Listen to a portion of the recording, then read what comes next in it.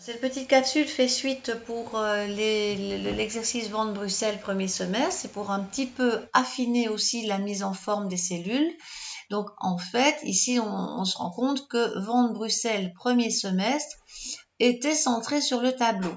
Alors la logique dans tous les tableurs, c'est qu'il existe en fait une fonction qui va permettre de fusionner et de centrer les cellules. Donc on sélectionne en fait la zone qui est finalement la longueur du tableau, donc de A1 jusqu'à I1 pour cet exercice, et on va aller cliquer sur le bouton fusionner et centrer.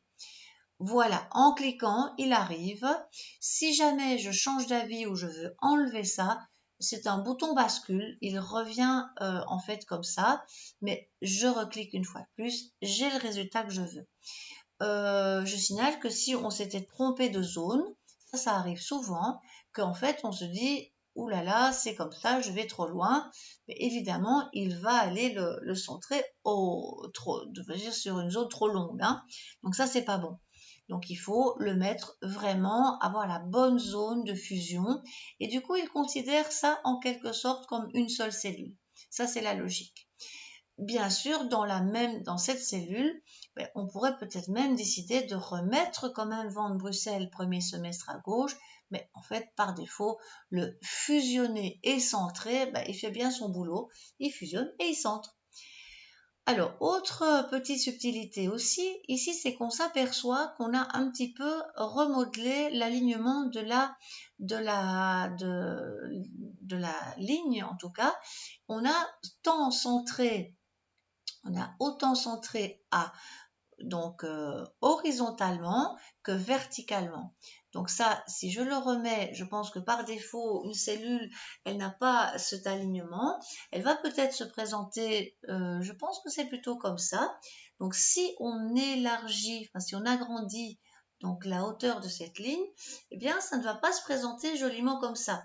Il faudra dans le tableur le centrer, mais pas que horizontalement, mais aussi verticalement, et là ça sera parfait. Voilà, là je pense que ça clôture ceci.